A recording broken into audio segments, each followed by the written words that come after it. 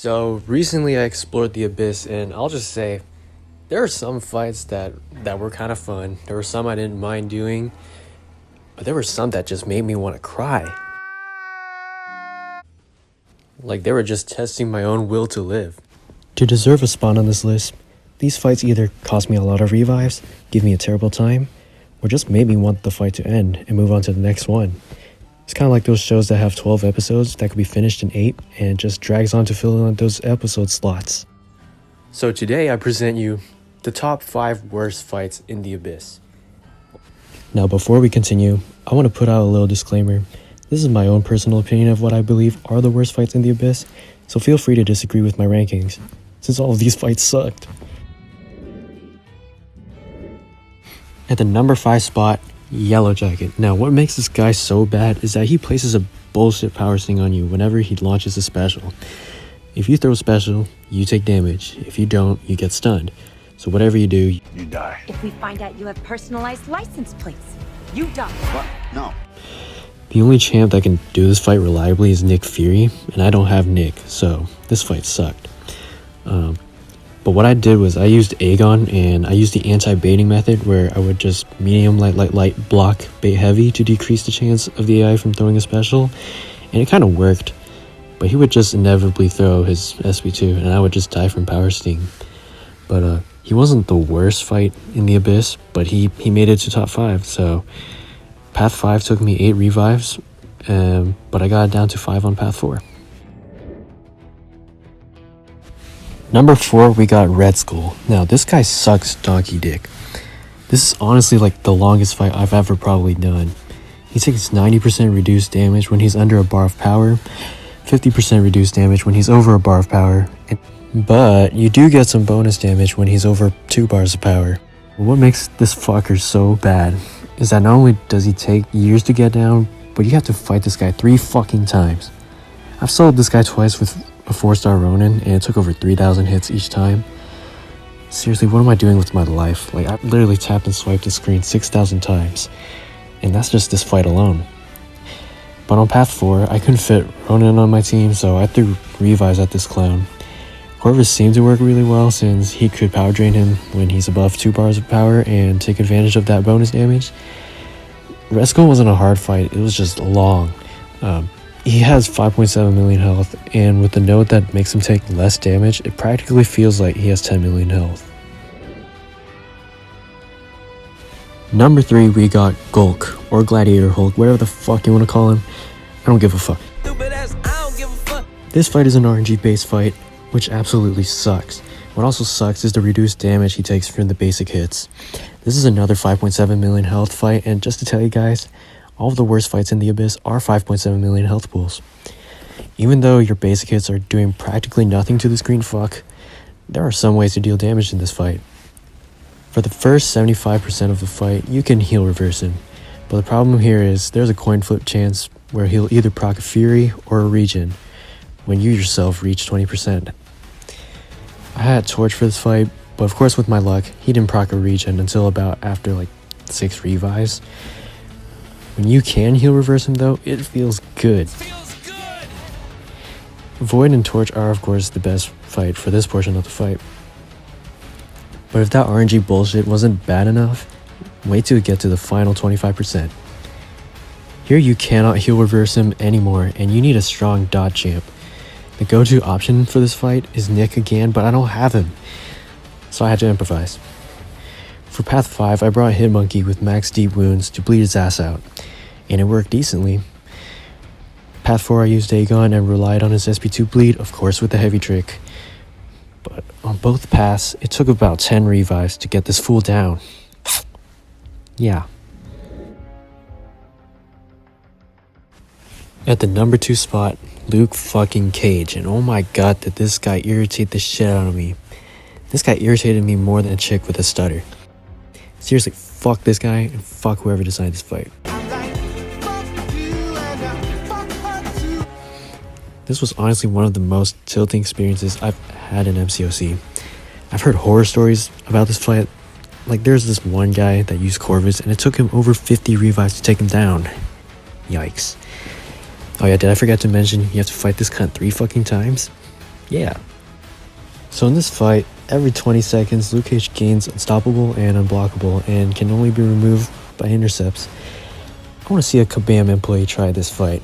I'd pay to watch that. We have the lead quest designer who's going to show us the way forward, how to play, how to beat this relatively challenging Ghost Rider. However, nowhere near the scale of Labyrinth of Legends. Only using his pure skill, not relying on parry. I can't wait for this. Look at this dude. Wait till you see the. No.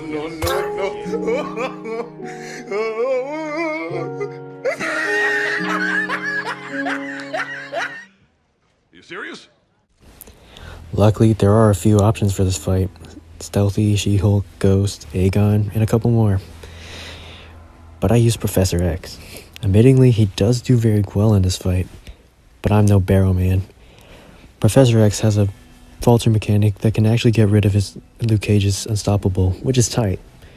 The problem wasn't getting rid of the unstoppable for me, but it was keeping his prowesses in this fight, which really frustrated the fuck out of me. The AI would just not want to throw specials when I wanted him to, and my prowesses would just expire. Maybe I just suck.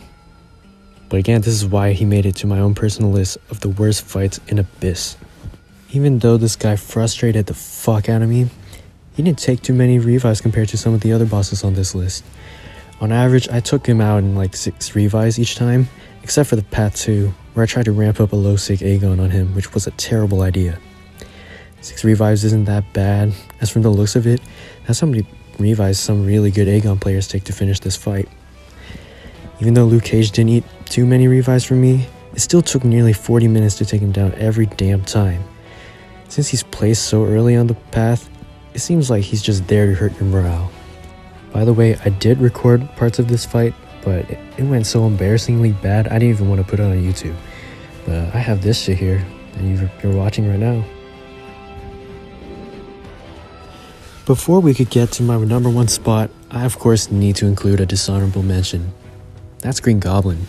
It's yet another 5.7 million health boss that takes reduced damage. Notice a pattern here?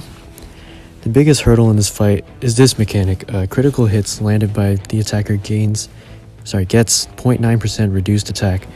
For that attack, on top of that, max physical resist and energy resist when not armor broken. Yeah, you can't use torch here. Again, you're barely doing no damage. What this mechanic means is any form of damage behind this critical hit is reduced. For example, I brought Venom specifically for this fight thinking I could armor break him and bleed his ass out, but that was a mistake. Venom's bleeds has a chance to proc whenever he lands a crit. However, since all damage is reduced behind a critical hit, Venom's bleed damage was reduced as well.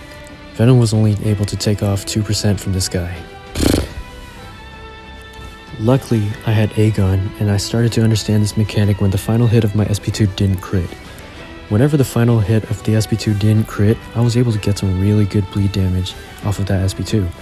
However, when the final hit did crit, the bleed was reduced. So again, it was kind of like another RNG fight, but it was just playing Aegon normally in the Abyss. This fight took 8 revives, which I wasn't too mad about. The best option is yet again Nick, and with him, Brian Grant also took out Green Goblin in 8 revives. I was really dreading this fight, but since it went much better than I expected, I didn't really have an awful time. Which is why I didn't really want to put him on the list, but it did feel like another 10 million health pool. But thank God I was able to pull Aegon before doing Path 2. Last and least, at the number 1 spot, you saw it coming. It's the Collector. This is easily the worst fight in the Abyss. I'd have to say, it is the worst fight in all of MCOC currently. In all of MCOC, this is probably the most revives I've ever spent on a single fight. Since you have to fight him 5 fucking times, it's ridiculous. The guy who made the Luke Cage fight is an angel compared to this sick son of a bitch who designed this fight. Or maybe it's the same person. I hope you got fired. Now, I'm gonna put his mechanics on the screen, but I don't really want to go over it. To sum it up, what you have to do is kamikaze your way through this fight. Whoa, easy, Quagmire. What are you doing? Oh, you died?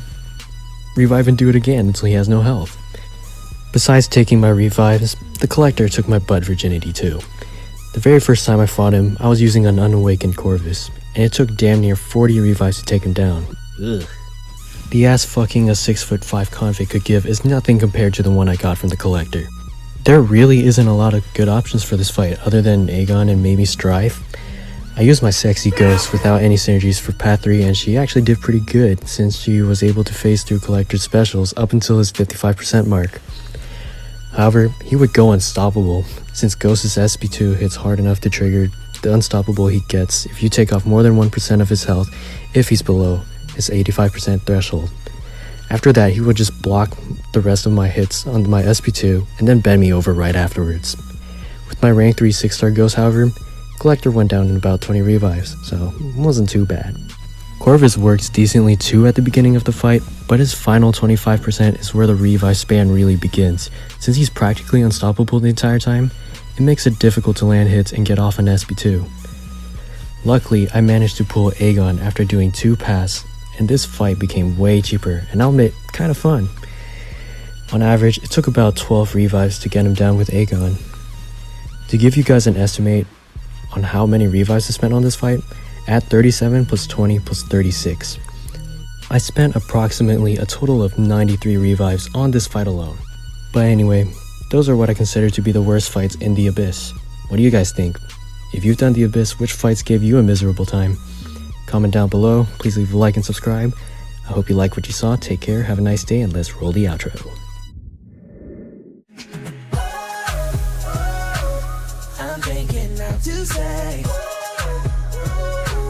a million different ways. I'm thinking out to say, let's get up off this place. I promise I won't bite my tongue.